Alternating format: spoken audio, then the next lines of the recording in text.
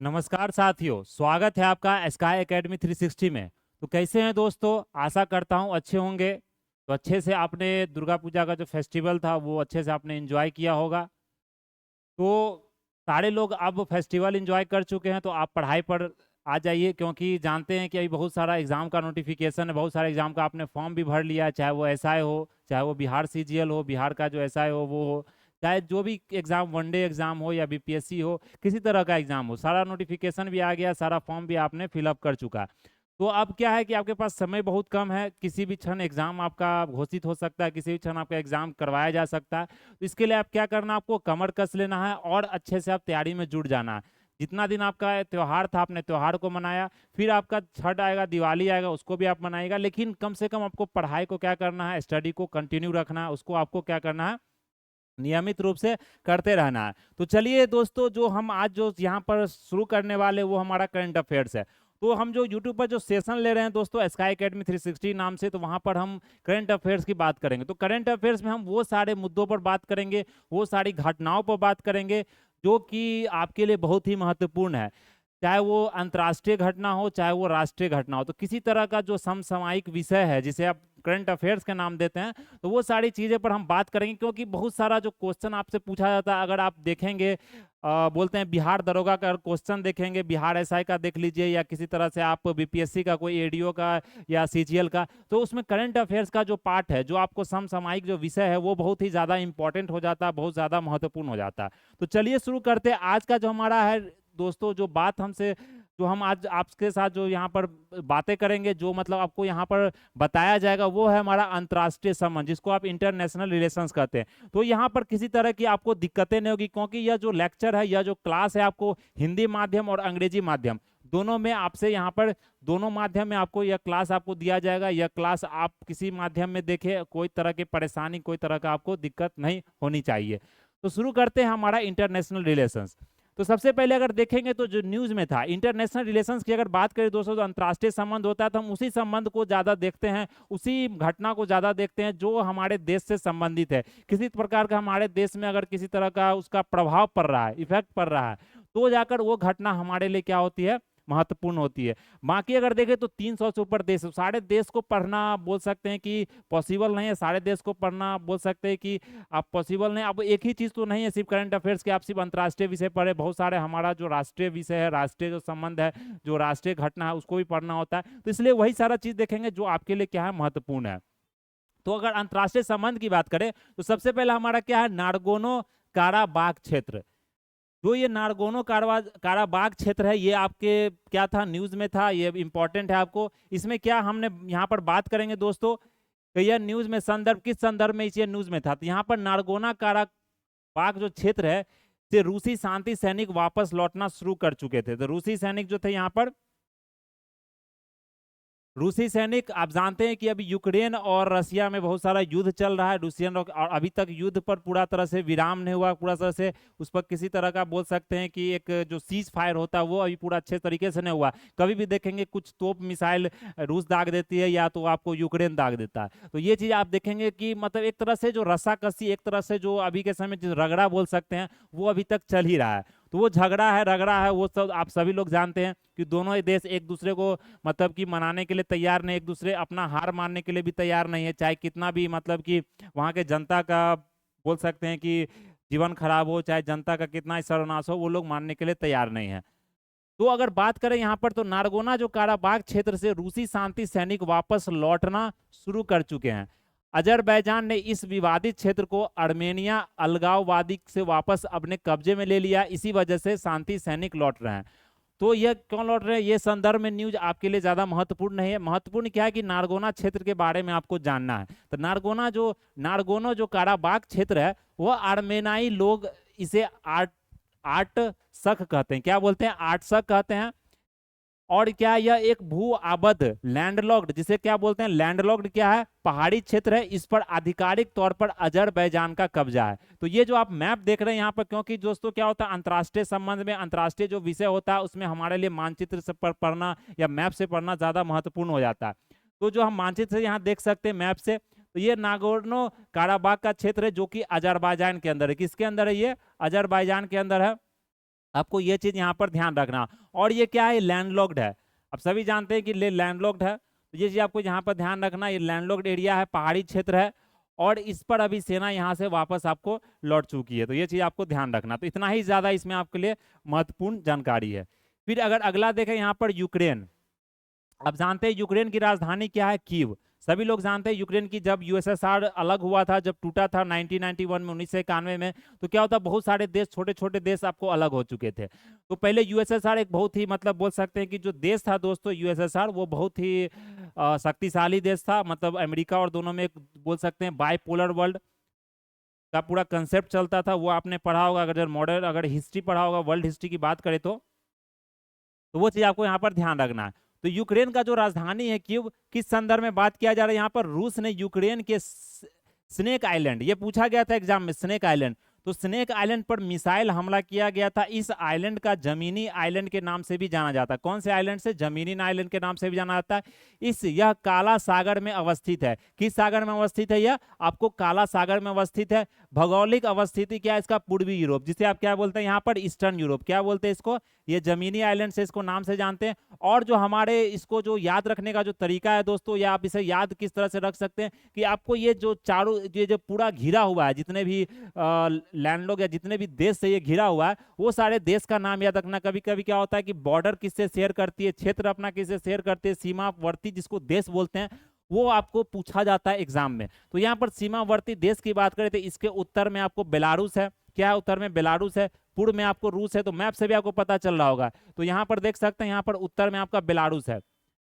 तो उत्तर में आपको क्या है, बेलारूस है, ये आप देख सकते हैं। नॉर्थ में आपको, फिर आपको क्या है, पूर्व में रूस है। रूस आपका क्या है, पूरब में है। ये रसिया आपका हो गया पूरब में। फिर आपका क्या, दक्षिण पश्चिमी जो क्या है, मोल्डोवो है। मोल्डोवो, आपको मोल्डोवा याद नाम रखना है, मोल्डोवो है। तो ये चीज आप देख सकते हैं, दक्षिण पश्चिमी में बोल रहा है, मोल्डोवो है। ये चीज आपको यहाँ पर ध्यान रखना। प्लस इसमें और क्या याद रखना आपको, रोमानिया, मोल्डोवा रोमानिया दोनों यहीं पर आपको मिलेगा। और इसमें क्या है कि जो पश्चिम में हंगरी है, जो पश्चिम में है ये हंगरी आपको सीधे इसका, जिसका बुडापेस्ट आपको क्या है यहाँ पर राजधानी है। प्लस अगर देखें तो स्लोवाकिया और पोलैंड अवस्थित है। स्लोवाकिया भी है और पोलैंड भी यहीं पर आपको अवस्थित है, जिसका वार्सो है पोलैंड का, स्लोवाकिया क्या है, ब्रेटिस्लावा। तो ये आपको जानकारी यहाँ से मिल रहा है, इससे आपको राजधानी भी यहाँ पर याद रहेगी। इसी तरह से ये मैप आपको दिया जा रहा है। तो इस जितना भी जानकारी है दोस्तों, ये आपके लिए बहुत ही महत्वपूर्ण होता है। एक फैक्ट से हम देखते हैं कितना सारा तथ्य हम यहाँ से निकाल सकते हैं। तो ये आपको हिंदी इंग्लिश दोनों में है, जिसमें आपको सावधानी, जिसमें आपको मतलब थोड़ा सा कंफर्टेबल लग रहा है, जिसमें आपको लग रहा है कि हम आसान लग रहा है, तो वो भाषा में आप यहाँ पर देख सकते हैं। किसी तरह का इसमें करंट अफेयर्स में भाषा की जरूरत उतना होता नहीं है, क्योंकि इसमें फैक्ट होता है। अब बेलारूस है तो बेलारूस को आप किसी हिंदी नाम से तो नहीं जानेंगे, बेलारूस को बेलारूसी कहा जाता है, रसिया को रूस कहा जाता है। तो इसमें किसी तरह का आपको ज्यादा बोल सकते हैं कि टफ नहीं है, ज्यादा मतलब कि आपको भेद नहीं है, ज्यादा अंतर नहीं है। तो ये चीज आपको ध्यान रखना। अगला हमारे देखें नॉर्ड स्ट्रीम। अगला क्या हमारा, नॉर्ड स्ट्रीम। तो ये मैप आपको दोस्तों क्लियर दिख रहा है, क्योंकि मैंने ये दोनों स्लाइड को यहाँ क्या किया, लिया है, इसलिए थोड़ा सा आपको स्लाइड छोटा होगा, लेकिन फिर भी आपको आशा, मुझे लग रहा है कि आपको ये दिख रहा होगा। नहीं दिख रहा तो आप कमेंट करके इस चीज को बता सकते हैं। तो चलिए अगला हमारा क्या है यहाँ पर, अगला हम बात करें तो क्या हमारा नॉर्ड स्ट्रीम है। क्या है, नॉर्ड स्ट्रीम है। तो जो अगर नॉर्ड स्ट्रीम की बात करें, नॉर्ड स्ट्रीम संदर्भ में किसमें दिया गया कि यह नए अध्ययन से पता चलता है कि विस्फोटों के कारण नॉर्ड स्ट्रीम पाइपलाइनों का नुकसान पहुंचने के बाद जो बाल्टिक सागर है, बाल्टिक सी जिसको बोलते हैं, उसमें हजारों टन मीथेन घुल गई है। मीथेन बहुत ही क्या होता है दोस्तों, जहरीला तो नहीं बोल सकते हैं, लेकिन वो एक ग्रीन हाउस गैस होता है। ग्रीन हाउस गैस सभी लोग जानते हैं, जिससे क्या होता है कि पृथ्वी हमारा गर्म हो रही है। जैसे आज के समय देख ले, कार्बन डाइऑक्साइड जिसको CO2 बोलते हैं, या आपको मीथेन हो गया जिसको CH4 बोलते हैं, तो वो सब गैस क्या है, जो हमारे जो चावल का खेती करते हैं, वो सबसे ज्यादा एग्रीकल्चर, सबसे ज्यादा कृषि से वो ज्यादा निकलती है। पशुपालन करते हैं, उससे जो वो ज्यादा गैस आपको निकलती है। तो वो गैस से क्या हो रहा है, हमारा पृथ्वी बहुत ज्यादा गर्म हो रहा है, जिससे हमें जो आज के समय में जलवायु जो परिवर्तन की बात करते हैं, चाहे हम लोग अगर ग्रीन हाउस गैस इफेक्ट या क्लाइमेट चेंज की बात करें, जिससे बहुत सारे आपको देखने को मिलता होगा कि जो नेचुरल कैलामिटी, जिसे हम क्या बोलते हैं कि जो हमारा जो ये प्राकृतिक जो आपदा है, वो आपदा आप देखेंगे आज के समय ज्यादा हो रहा है। जो आज के समय वर्षा का ही देख लीजिए, तो जुलाई सितंबर तक वर्षा ऋतु खत्म हो जाती है, जो अभी देखे अक्टूबर तक आपको चल रही है, और लगातार पटना में भी, पूरे बिहार में, पूरे देखे भारत में आपको बारिश सबसे ज्यादा अभी के समय हो रही है। तो ये क्या, ऋतु का जो मतलब जो समय था, वो काल धीरे धीरे बढ़ रहे। तो ये क्या है, जलवायु परिवर्तन का हमें उदाहरण देखने को मिल रहा है कि किस तरह से हम लोग कितने आगे जा चुके हैं। मतलब इतना ज़्यादा हम लोग प्रदूषित करते हैं अपने सराउंडिंग को, उत्सर्जन इतना ज़्यादा हम लोग कार्बन का करते हैं, इसके कारण क्या हो रहा है, पृथ्वी गर्म हो रहा है। तो ये जलवायु परिवर्तन हमको देखने को मिल रहा है। तो ये बताया गया है कि जो आज के समय विस्फोट हो रहा है, बहुत सारे देश में युद्ध हो रहा है, तो वो लोग क्या करते हैं, मिसाइल छोड़ते हैं। तो मिसाइल जो छूटता है दोस्तों, तो वो आवाज़ करता है, फटता है, तो वो जगह को तो नुकसान करता है, प्लस जो उसके जितने मलबा होते हैं वो सारा मलबा आपको कहाँ गिर जाते हैं कभी वो, क्योंकि वो सब जो देश है जैसे रूस हो गया, यूक्रेन, वो सब क्या है, आपको समुद्रों से घिरा हुआ, तो समुद्र में गिर जाता है। और जानते हैं समुद्र के अंदर से आपको पाइप पास करता है, जिससे जो गैस का पाइप हो गया वो समुद्र के अंदर से ही पास करता है, गैस पाइप हो गया, चाहे ऑप्टिकल फाइबर हो गया, तो ये सब सारा समुद्र के अंदर से ही आपको पास करती है, क्योंकि वो जगह सेफ माना जाता है कि वहां किसी तरह का आपको कोई क्षति जल्दी पहुंचेगा नहीं। फिर भी वहां क्षति पहुंच गई, और इससे क्या हो रहा है कि हमारा जो पाइपलाइन की वजह से, जो पाइपलाइन फटने की वजह से ये क्या हो रहा है कि आपको मीथेन है वो पानी में ज़्यादा घुल रही है। तो नॉर्ड स्ट्रीम के बारे में आपको यहाँ पर ध्यान रखना। तो ये संदर्भ में मैंने इसलिए यहाँ पर लिया है क्योंकि संदर्भ में क्या होता है कि आपको ध्यान रहता है कि ये क्यों न्यूज़ में पूछा गया है, तो इससे आपको पता चलता है। तो करंट अफेयर्स याद करने में आपको ज़्यादा आसानी होती है, ज़्यादा अच्छे से आप इसे याद कर पाते हैं। तो आप देख रहे हैं ये आपको पूरा यहाँ पर दिख रहा होगा दोस्तों।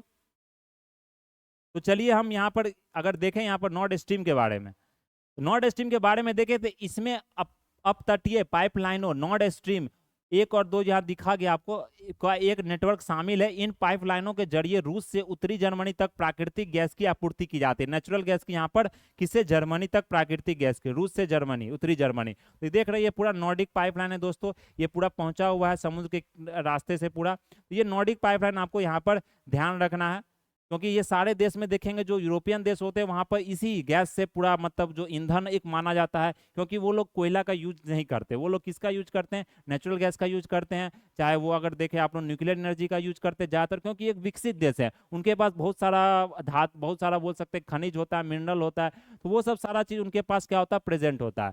तो ये चीज़ आपको यहाँ पर ध्यान रखना है। चलिए अगला हम देखें यहाँ पर, अगला क्या हमारा यहाँ पर, कुर्स्क क्षेत्र। क्या हमारा यहाँ पर, कुर्स्क क्षेत्र। अब कुर्स्क क्षेत्र किसको बोला जाता है वो भी जानकारी आपको क्या करनी है, याद रखनी है। तो कुर्स्क क्षेत्र की अगर बात करें दोस्तों, यहाँ पर अगर हम कुर्स्क क्षेत्र की बात करें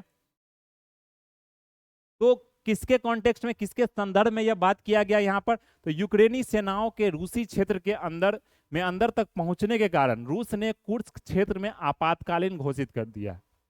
तो क्या हुआ कि यूक्रेन का जो सेना था वो रूसी के क्षेत्र में अंदर प्रवेश कर गए, क्योंकि जो कुर्स्क क्षेत्र है वो सबसे पूछा जाएगा आपसे एग्जाम में, सबसे पहली बात कि कुर्स्क क्षेत्र किस संदर्भ में बात किया गया है, वो कौन से देश में स्थित है, कौन से देश में लोकेटेड है, स्थित है। तो वो आपको ध्यान रखना, वो कहाँ पर है आपको, वो रसिया में है। ये कहाँ है, रसिया में है। ये मैप से इसलिए आपको, इसलिए मैंने बोला ना कि आप इसके साथ साथ जो यहाँ तथ्य दिया, जो फैक्ट दिया, उसके साथ आपको क्या करना है, यहाँ पर ये मैप को भी आपको क्या करना है, यहाँ पर देखना है। तो इससे क्या होगा कि जानकारी आपको ज़्यादा दिन तक याद रहेगी, आपके लॉन्ग टर्म मेमोरी में वो चली जाएगी। तो इससे क्या होगा कि आप करंट अफेयर्स का पर जो अंतर्राष्ट्रीय विषय उस पर आपका पूरा कमांड भी हो जाएगा, खासकर जो मैपिंग वाला जो चीज़ है इसमें। तो यहाँ पर देखें तो अगर तो क्या है, यह पूर्वी यूरोपीय मैदान के मध्य भाग में स्थित, और इसकी सीमा यूक्रेन से लगती है। इसकी सीमा क्या लगती है, यहाँ पर यूक्रेन से लगती है। आप देख सकते हैं नदी बेसिन नीपर और डॉन नदियों के बेसिन इस क्षेत्र में ही स्थित है, ये चीज आपको ध्यान रखना। इसे हम, इसके अलावा सशस्त्र लड़ाकों ने रूस के दक्षिणी रिपब्लिक ऑफ दागिस्तान में भी हमला किया, तो ये भी चीज आपको यहाँ पर ध्यान रखना, वहां भी हमला किया गया है दक्षिण क्षेत्र में। ये देख सकते हैं यहाँ भी आपको पूरा ये हमला किया गया। तो कुर्स्क क्षेत्र याद रखना, इसमें क्या है कि ये रसिया में स्थित है। फिर अगला हमारा क्या, लेबनान। अगला क्या हमारा, लेबनान, जिसका राजधानी बेरूत है। क्या राजधानी इसका, बेरूत है। तो ये इजराइल ने, अभी जानते हैं इजराइल में भी, इजराइल से और देखते हैं पैलेस्टीन, ये सब भी युद्ध आपको चल रहा था। पूरा जो मिडिल ईस्ट भी आपको क्या अभी मतलब बोल सकते हैं अस्थिर है, अस्थिर नहीं मतलब अस्थिर जिसको बोल सकते हैं, अनस्टेबल है पूरी तरीके से, मतलब समझ रहे हैं सब एक तरह से एक दूसरे से लड़ रहा है। इससे क्या हो रहा है कि लोगों का जो आम जनता है उसको सबसे ज़्यादा आपको परेशानी झेलनी पड़ी, क्योंकि आपको जो मतलब खाद्य पदार्थ हो गया, खाने पीने का चीज़ हो गया, चाहे मतलब आप कोई भी चीज़ देखें, सब चीज़ महंगा हो जाता है। उसके मतलब बच्चों का पढ़ाई लिखाई खराब हो जाता है, क्योंकि क्या होता है ये सब सारे देश है जहाँ पर युद्ध लड़ा जाता है दोस्तों, वहाँ बहुत सारा पैसा को खर्च किया जाता है सेना पर खर्च किया जाता है, बॉर्डर पर खर्च किया जाता है, युद्ध का जो सामान खरीदने में खर्च किया जाता है। और जो मतलब जैसे वर्ल्ड वार भी देख ले आप, तो वर्ल्ड वार जीतने वो लोग जीतते नहीं, जो वर्ल्ड वार लड़ते हैं वो, और जो हारते हैं वो, कोई नहीं जीतते हैं। जीते अगर जो जीतते भी है फिर भी उनका इतना पैसा खर्च, जैसे ब्रिटिश भी देख लो वर्ल्ड वार टू में इतना बुरी तरह से हारी थी, इतनी बुरी तरह से जीत गई थी, फिर भी मतलब कि इतना ज्यादा उसका पैसा का इतना खर्चा हुआ था कि वो झेल नहीं पाई, फिर उसको क्या करना भारत बीच, वो भी एक क्या था कारण था भारत छोड़ने का, क्योंकि वो बुरी तरीके से मतलब एकदम से बोल सकते हैं पूरा खजाना खाली हो गया था। तो वार बहुत एक महंगा प्रोसेस है, मतलब बोल सकते हैं कॉस्टली एक अफेयर है, जिसके कारण क्या होता है कि देश का पूरा जो धनराशि है पूरे तरीके से, जो मानव का जो बोल सकते हैं कि जो लोग रहते हैं पूरा एकदम सब चीज क्या होता है खत्म हो जाता है। इसके कारण बहुत सारा मतलब लोगों को परेशानी झेलनी पड़ती है।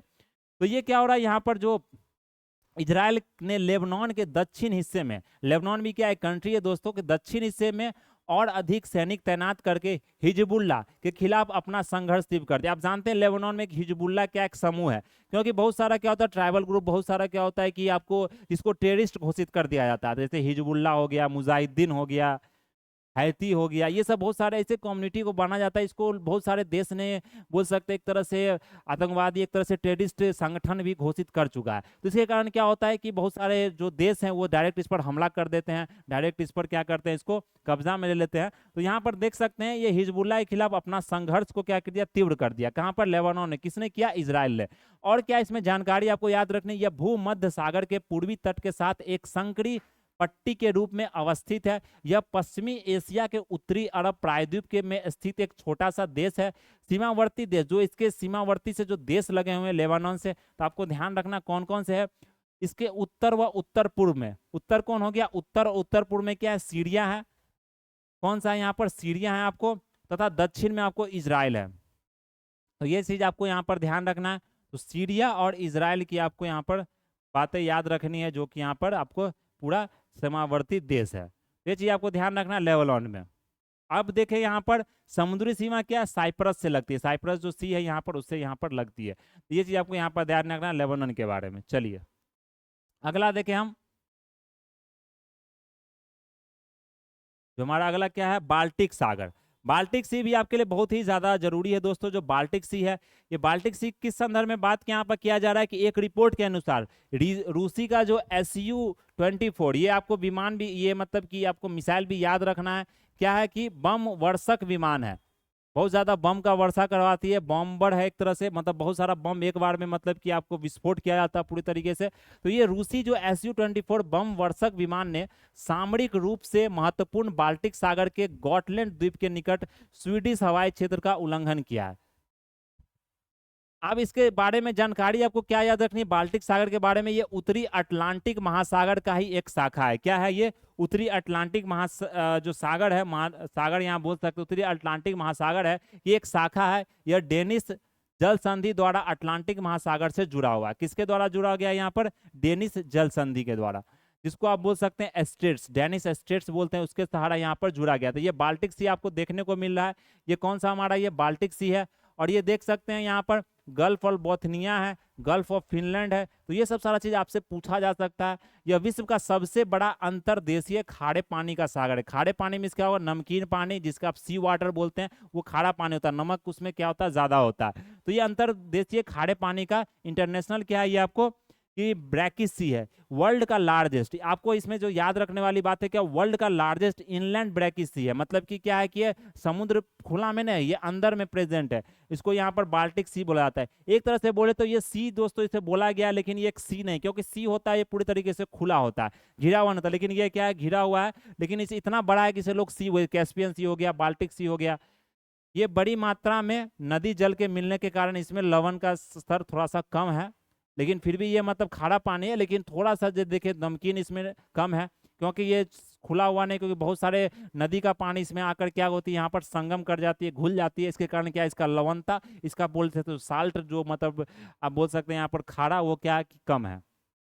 चलिए, तो बाल्टिक सी आपको यहाँ पर क्या करना है, याद रखना, वर्ल्ड का लार्जेस्ट आपको इनलैंड ब्रैकिस सी है। ये चीज आपको यहाँ पर क्या करना है, ध्यान रखना है। अगला देखें हम, तुर्की है। तो अगर हम बात करें यहाँ पर दोस्तों तुर्की के बारे में, तुर्की का राजधानी कहाँ है? सभी लोग जानते हैं तुर्की का राजधानी कहाँ? अंकारा। कहाँ पर है दोस्तों तुर्की का राजधानी? अंकारा। और इसमें जो जानकारी आपको प्राप्त करने हेतु जो बात इसमें कही गई है, ये किस संदर्भ में इसे मतलब न्यूज में इसे मतलब कि देखा गया है, क्या घटना वहां घटी है। तो अगर देखें यहाँ तुर्की के बारे में, तो तुर्की ने इराक और सीरिया में कुर्द आतंकवादियों के ठिकानों पर हमला किया। किस पर? इराक और सीरिया के कुर्द आतंकवादियों के ठिकानों पर हमला किया। पूछा जाता है कुर्द का आतंकवादी आपको कहाँ पर मिलेगा? मेनली सीरिया के क्षेत्र में मिलेगा। भौगोलिक अवस्थिति क्या है इसका? तो अगर देखें तो इस्तांबुल शहर सहित तुर्की का छोटा सा उत्तर पश्चिमी भाग दक्षिण पूर्वी यूरोप बाल्कन प्रायद्वीप में स्थित है। इस क्षेत्र को ईस्टर्न थ्रेस के नाम से भी जाना जाता है।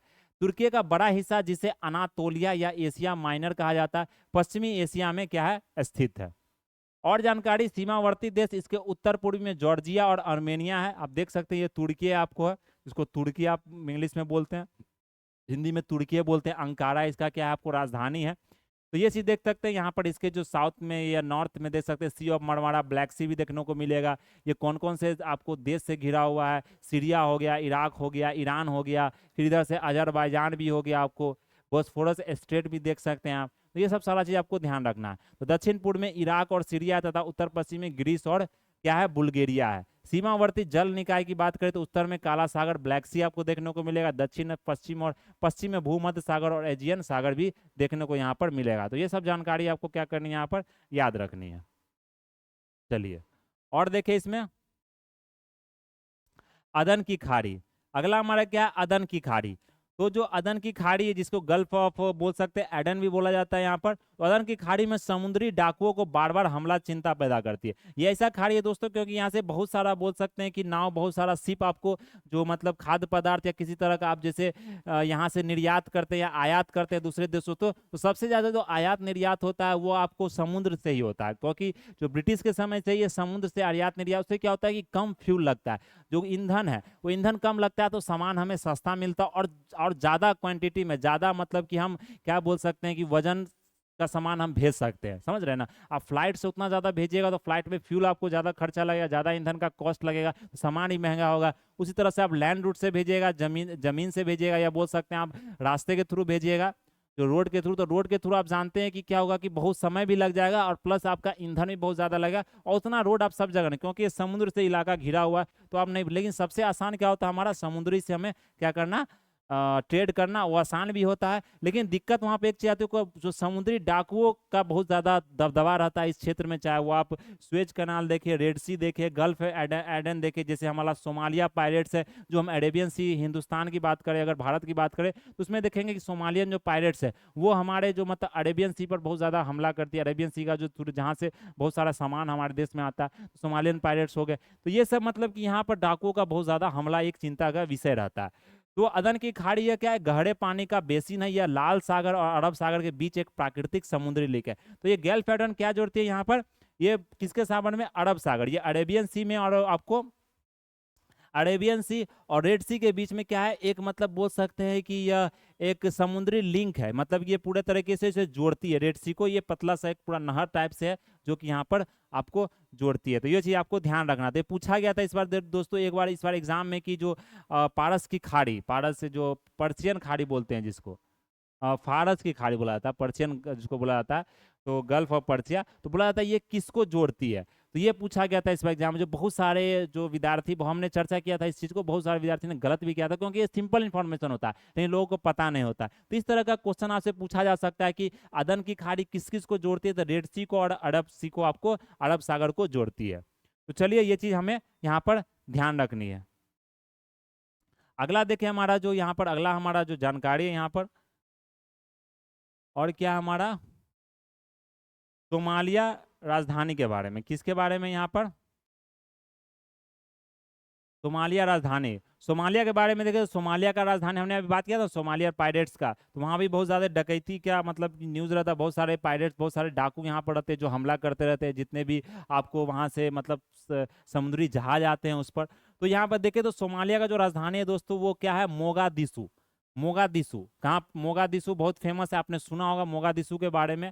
यहाँ पर अगर देखें तो मोगादिशु में आत्मघाती बम विस्फोट और गन अटैक के कई नागरिक मारे गए। और क्या होता है दोस्तों, जो अफ्रीकन कंट्री, जो अफ्रीकन देश है, तो वहाँ पर बहुत बहुत ज़्यादा सिविल वार चलते रहता है।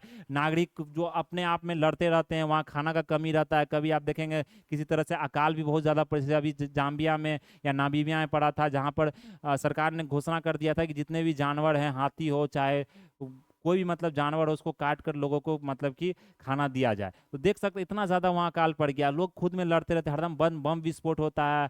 अब बोल सकते हैं वहाँ पर खनन तो माइनिंग होता है, सोना चांदी सब मिलता है, लेकिन वहाँ पर दूसरे देश खनन कर देते हैं और उस देश को आपको गरीबी मतलब पूरे तरीके से अभी भी बहुत ज़्यादा गरीब है जो अफ्रीकन कंट्री है वहाँ पर।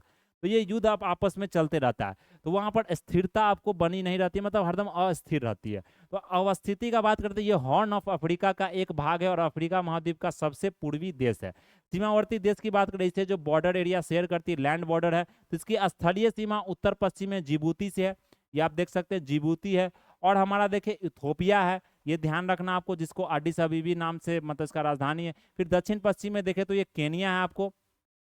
और जो जल निकाय हमारा वो क्या है, अदन की खाड़ी है, गल्फ ऑफ एडन है, और हमारा अरेबियन सी है। तो गल्फ ऑफ एडन किसको जोड़ती है, रेड सी से आपको अरेबियन सी को जोड़ती है, ये आपको जानते हैं रेड सी है, सभी लोग जानते हैं इसे। तो ये आपको यहाँ पर ध्यान रखना। सोमालिया किससे है, जिबूती है, इथोपिया है और केनिया है, इससे यह घिरी हुई है, जो आपको यहाँ पर ध्यान रखना है।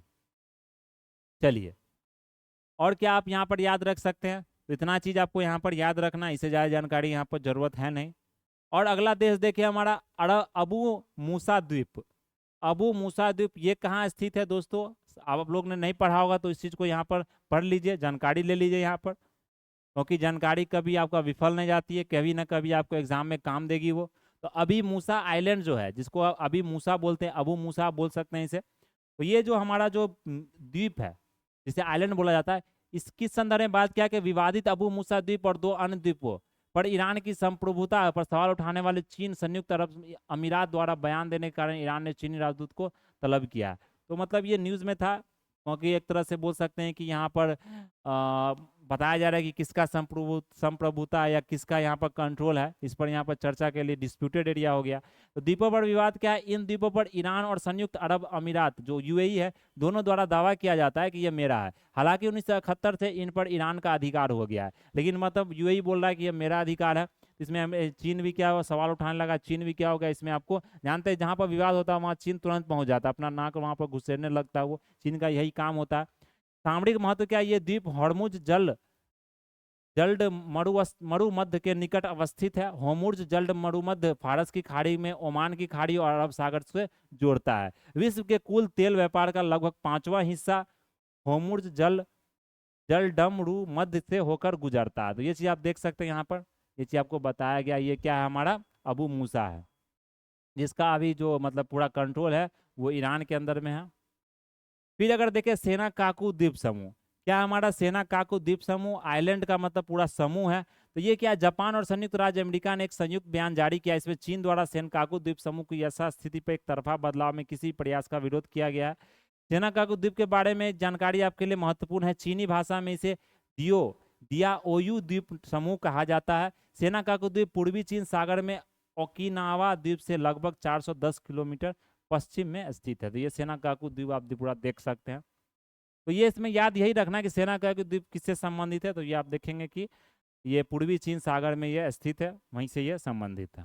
चलिए, जो हमारा अगला अगला देखें हम, क्या है कि सुर्खियों में रह रहे संघर्ष नित अन्य क्षेत्र, जो कि मतलब कन्फ्लिक्ट एरिया में क्या हो गया, जहां पर किसी तरह का संघर्ष चल रहा है, आपका युद्ध चल रहा है, किसी तरह का जमीनी विवाद चल रहा है देश से एक दूसरे के देश में, या कहीं पर लोग मतलब कि एक देश अपना संप्रभुता दिखाना चाह रहे हैं कि मेरे अंदर में है ये डिस्प्यूटेड एरिया, या मेरा अंदर कंट्रोल है, हमें दिया, या हमें मतलब पूर्वज ने दिया था, या कोई संधि मतलब क्या हुआ था कि साइन हुआ था, कोई संधि लिखा गया तो उसके कारण, तो वो सब जो न्यूज़ में है वो सब पर हम चर्चा यहाँ पर करेंगे। तो सुर्खियों में रह रहे जो संघर्षित अन्य क्षेत्र है उसके बारे में भी देखेंगे, तो ये हम अगले क्लास में देखेंगे दोस्तों। अभी के लिए हम लोग इतना ही रहने देते हैं, जो हमने इसमें यहाँ पर क्या किया, अध्ययन किया, जो हमने यहाँ पर डिस्कस किया आप लोग के साथ। तो चलिए दोस्तों, ये सारा जो लेक्चर, ये सारा जो हमारा टॉपिक है, जो हमने करंट अफेयर्स, ये आपको मिलता रहेगा स्काई अकेडमी 360 पर, जो कि हमारा यूट्यूब चैनल है, प्लस हमारा गूगल प्ले स्टोर भी, जहाँ पर आपको बहुत सारा